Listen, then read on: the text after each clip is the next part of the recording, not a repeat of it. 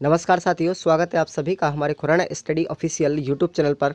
और आप सभी को हम इंटरसेप्ट डायरिया जो बीएसटीसी फर्स्ट ईयर और सेकेंड ईयर विद्यार्थी कर रहा है उन सभी के लिए हम स्टडी मटेरियल देते हैं। इंटर्नशिप की डायरियों का संपूर्ण डायरिया जो आपकी राजस्थान में चलती है, चाहे वो फर्स्ट ईयर हो चाहे सेकेंड ईयर हो, आप लोग एक मामूली से प्राइस में उसको परचेज कर सकते हैं। एप्लीकेशन की लिंक डाउनलोड कर लीजिएगा, डिस्क्रिप्शन बॉक्स में दी गई है, रजिस्ट्रेशन कीजिएगा और परचेज़ कीजिएगा। किसी को कोई दिक्कत आती है तो हमारे इस मोबाइल नंबर पर कॉल कीजिएगा, आपको मोबाइल नंबर भी डिस्क्रिप्शन बॉक्स में दिया गया है और हालांकि आप सभी को मेरा मोबाइल नंबर पता भी है। ठीक है साथियों, चलिएगा आज की पाठ योजना होगी हमारी, प्रकरण होगा ध्वनि। ध्वनि के ऊपर हम बात करेंगे तो इसका किस तरीके से हम लेसन प्लान क्रिएट करेंगे। तो सबसे पहले आपको ये उद्देश्य लिखना है, सामान्य उद्देश्य। सामान्य उद्देश्य के बाद में आपको ये अपेक्षित व्यवहारगत परिवर्तन का कॉलम आपको दिया गया होगा आपकी डायरी के अंदर।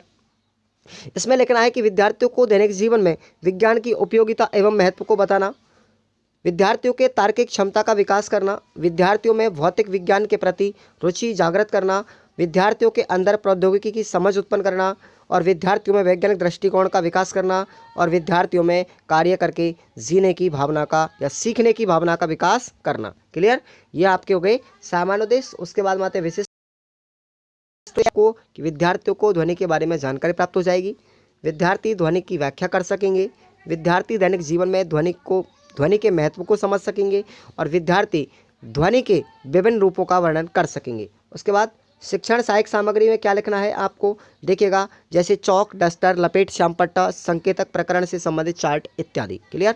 उसके बाद आप सभी को मैंने अच्छे से बनाया है सारे लेसनों को, चिंता की कोई बात नहीं। कोई भी कन्फ्यूजन अगर होता है आपको किसी भी पीडीएफ में या कोई भी मटेरियल से संबंधित जानकारी लेनी है, आप लोग तुरंत कॉल कीजिएगा और इन्फॉर्मेशन पूरी लीजिएगा। चाहे आप खरीदें या ना खरीदें, लेकिन आपको गाइडलाइन करना हमारी टेक्निकल टीम का परम उद्देश्य है। चलेगा, हम बात करते आगे शिक्षण विधियों की।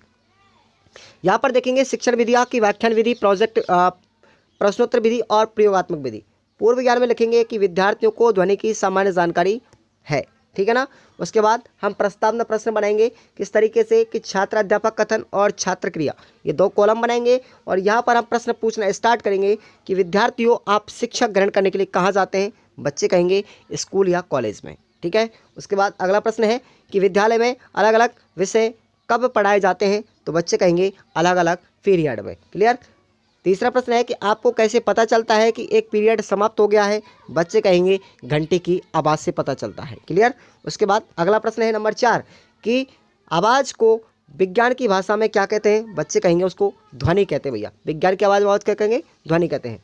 और अंतिम पाँचवा प्रश्न यह है कि ध्वनि के बारे में आप क्या जानते हैं, तो ये हमारा एक पाँचवा या चौथा जो भी आएगा अंतिम प्रश्न हमारा समस्यात्मक होना चाहिए। क्लियर। इसका जवाब नहीं दे पाएंगे बच्चे, और इसी प्रश्न को लेकर के हमको उद्देश्य कथन लिखना है कि छात्रों आज मैं आप लोगों को ध्वनि के बारे में विस्तार पूर्वक अध्ययन या बताऊंगा, ठीक है ना, अध्ययन करवाऊंगा। उसके बाद आपको प्रस्तुतिकरण लिखना है।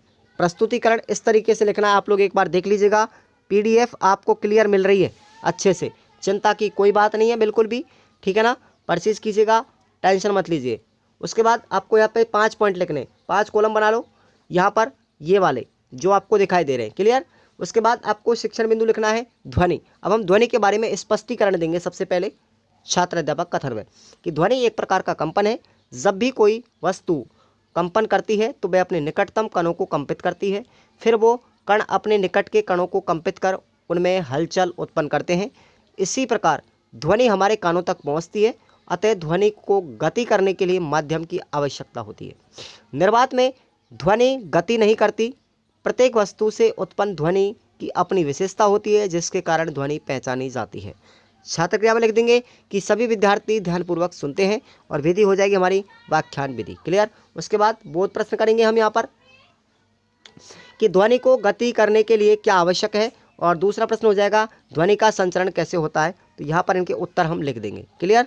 उसके बाद भाई पहला प्रश्न हो गया कि भाई माध्यम की ज़रूरत होती है, और दूसरे प्रश्न की बात करेंगे कि ध्वनि का संचरण कैसे होता है, तो बच्चे मौन हो जाएंगे, तो ये हमारी प्रश्नोत्तर विधि हो जाएगी। और इसी को लेकर के हम फिर बात करेंगे ध्वनि के संचरण की विधियाँ कौन कौन सी है उसको लेकर के कि भाई ध्वनि जो होती है ठोस, द्रव, गैस तीनों माध्यमों में गति करती है। निर्वात में ध्वनि गति नहीं करती, और वायु में ध्वनि की चाल सबसे कम होती है तथा ठोस में ध्वनि की चाल सबसे अधिक होती है, क्योंकि ठोस में कण एक दूसरे से चिपके हुए होते हैं।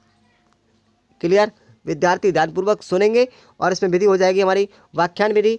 फिर बहुत प्रश्न पूछेंगे बच्चों से कि ध्वनि कहाँ गति कर सकती है, कहाँ गति नहीं कर सकती। बच्चे कहेंगे भाई निर्वात में गति नहीं करती। ध्वनि का परावर्तन किसे कहते हैं, तो बच्चे निरुत्तर हो जाएंगे, ये हमारी प्रश्नोत्तर विधि हो जाएगी। फिर अगले सेकंड पार्ट में हम बात करेंगे ध्वनि का परावर्तन। यहाँ पर भी उसी तरीके से बना लें कॉलम अगले पेज में कि भाई ध्वनि की भांति, प्रकाश की भांति ध्वनि में भी परावर्तन होता है। सभी वस्तुओं में ध्वनि का परावर्तन एक समान नहीं होता। धातु है ध्वनि की अच्छी परावर्तक है।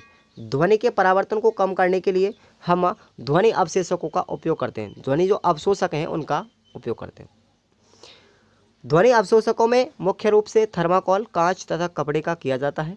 ध्वनि अवशोषकों का प्रयोग मुख्य रूप से सिनेमा हॉल और स्टूडियो में किया जाता है। उसके बाद ध्वनि की विशेषता है कि ध्वनि निर्वात में संचरित नहीं होती।